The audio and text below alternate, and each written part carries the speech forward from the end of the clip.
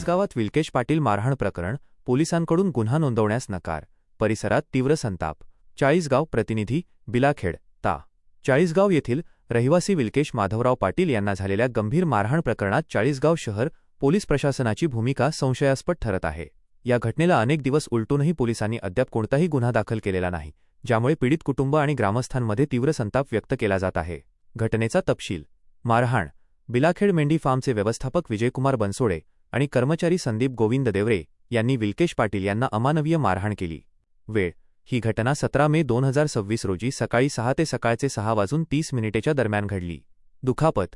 या मारहाणीत विल्केश यांच्या डाव्या हाताला फ्रॅक्चर होऊन हाडाचे 2 तुकडे झाले आहेत, तसेच त्यांच्या डोक्यालाही गंभीर मार लागला आहे. उपचार. जखमी विल्केश पाटील हे सध्या चाळीसगाव शहरातील शिंदे हॉस्पिटलमध्ये उपचार घेत आहेत. पोलीस प्रशासनाचा कानाडोळा. हॉस्पिटल प्रशासनाने मारहाणीची खबर चाळीसगाव शहर पोलीस स्टेशनला देऊनही कोणताही पोलीस कर्मचारी पीडिताचा जबाब नोंदवण्यासाठी आला नाही. विल्केश यांनी स्वतः 112 क्रमांकावर फोन करून माहिती दिली आणि पोलीस स्टेशनला जाऊन तक्रार देण्याचा प्रयत्न केला, मात्र वरिष्ठ पोलीस अधिकाऱ्यांनी तक्रार घेण्यास स्पष्ट नकार दिला. कायदेशीर तरतुदींनुसार या घटनेत दखलपात्र गुन्हा दाखल होणे आवश्यक असतानाही पोलिसांकडून कोणतीही कारवाई करण्यात आलेली नाही. पार्श्वभूमी. मिळालेल्या माहितीनुसार विल्केश पाटील हे दीपक कैलास पाटील यांच्या सांगण्यावरून मेंढी फार्ममधील लघुपट बंधाऱ्याच्या पाझर तलावातील गाळ काढण्यासाठी गेले होते. या गाळ काढण्यासाठी उपविभागीय जलसंधारण अधिकारी चाळीसगाव यांच्याकडून 5 मे 2026 रोजी रीतसर परवानगी घेण्यात आली होती. याच कारणावरून ही मारहाण झाली असल्याचे समोर आले आहे. ग्रामस्थ लाईव्ह संपादक किसनराव जोरवेकर. बातमीसाठी संपर्क बबलू आहिरे, चाळीसगाव. मी विल्केश पाटील बिलाखेड येथील राहणार आहे. मी मजूर म्हणून काम करतो. मी 17 तारखेला सकाळी 5:30-6च्या दरम्यान मेंढी फार्म येथील लघु व पाटबंधारे विभागाच्या बंधाऱ्यामध्ये गाळ भरण्यासाठी मजूर म्हणून गेलेलो होतो. तिथे गेला असता आम्ही जात असताना ते मेंढी फार्मचे साहेब बनसोडे, विजयकुमार बनसोडे साहेब, संदीप देवरे आणि प्रवीण पाटील हे तिघे तिथे आले. त्यांनी आम्हाला थांबवलं. कुठं चाललं आहे असं त्यांनी आम्हाला विचारलं. आम्ही त्यांना सांगितलं की आम्ही गाळ भरायला चाललो आहे असं.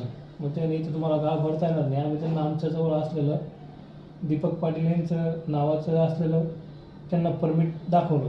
दीपक पाटील यांनी त्यांना परमिट दाखवलं. मग ते सांगत होते की हे परमिट आम्हाला चालणार नाही. त्यांनी आमच्याकडे 10,000 रुपयाची मागणी केली. मी ट्रॅक्टरवरून खाली उतरून त्यांच्याकडे गेलो की साहेब काय झालं बा असं. तर तोपर्यंत साहेब म्हटले की मी 10,000 रुपये असतील तर तुम्ही इथं गाळ भरा, नाही तर तुम्हाला मी भरू देणार नाही. मी त्यांना सांगितलं आमच्याकडे सर परवानगी आहे, पैसे देण्याचं काही कारण नाही. तोपर्यंत त्यांचा वॉचमॅन संदीप देवरेने माझ्या डोक्यात बॅटरी मारली. मी खाली पडलो. तोपर्यंत त्यांनी बनसोडे साहेबांनी त्यांच्या गाडीला लावलेला जो रॉड होता लोखंडी तो काढला आणि माझ्या डोक्यात मारण्याचा प्रयत्न केला. मी उजवा हात माझा पुढे केला असता त्यांनी माझ्या हाताला जबरदस्त मार लागल्यानंतर हाडाचे 2 तुकडे झाले हाताच्या हाडाचे. मग दीपक पाटील आणि प्रवीण मोरे आणि प्रवीण पाटील या 3 जणांनी मध्यस्थी करून म्हणजे त्यांना आवरलं आणि मला मग दीपक पाटील आणि प्रवीण मोरे यांनी ट्रॅक्टरमध्ये टाकून गावात आणलं. गावातून आणल्यानंतर 2 व्हीलरवर शिंदे हॉस्पिटलमध्ये उपचारासाठी त्यांनी मला दाखल केलं. 17 तारखेला मला इथं शिंदे हॉस्पिटलमध्ये माझ्या हातावर शस्त्रक्रिया झाली. हातात रॉड टाकले. डॉक्टरांनी MLC केली होती 17 तारखेला पोलीस स्टेशनला. 17 तारखेला शंकर जंजाळ म्हणून कॉन्स्टेबल माझा जबाब नोंदण्यासाठी आलेले होते आणि मी अनकॉन्शियस असल्यामुळे मी जबाब देण्याच्या परिस्थितीत नव्हतो. ते वापस गेले. त्या तारखेपासून आज रोजीपर्यंत एकही पोलीस अधिकारी किंवा कर्मचारी माझे जबाब नोंदवण्यासाठी इथं आलेले नाही. उलट 21 तारखेला माझ्या विरुद्ध खोटी FIR दाखल करून घेतली. 17 तारखेला झालेल्या घटनेची FIR 21 तारखेला माझ्यावर दाखल केली. मेंढी फार्मच्या विजय बनसोडे आणि संदीप देवरे यांनी खोटी तक्रार दाखल केली. त्यानंतर मी 21 तारखेला 112ला कॉल केला. 112ला कॉल केला असता सतीश पाटील नामक एक कॉन्स्टेबल आले आणि त्यांनी मला सांगितलं की तुम्हाला तुमचे जबाब घ्यायला ठाणे अंमलदार किंवा बीट हवालदार येतील, तुम्ही आता 112ला कॉल करू नका. त्यांनी माझं नाव, गाव, पत्ता लिहून घेतला, मोबाईल नंबर लिहून घेतला आणि ते गेले. तरी देखील कुणी माझे जबाब घेण्याचे आले नाही, इथं पोचलेच नाही इथपर्यंत, आज रोजीपर्यंत पण नाही कोणी दखल घेतली नाही. त्यामुळे 26 तारखेला माझे मामा पत्रकार सर्वांचा दैनिक ग्रामस्थ यांच्याकडे गेले. त्यांच्या ऑफिसला जाऊन त्यांना सर्व घडलेला प्रकार सांगितला.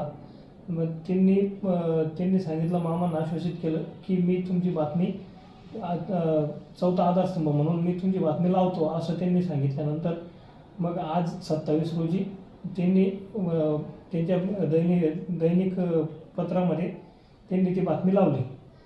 बातमी लावल्यानंतर माझा मजूर हा ती बातमी घेऊन तिथे गेला की साहेब आता बातमी आलेली आहे, कमीत कमी आता तरी आमच्यावरचा गुन्हा दाखल करावा, आम्ही आमच्या माणसाचा गुन्हा दाखल करा.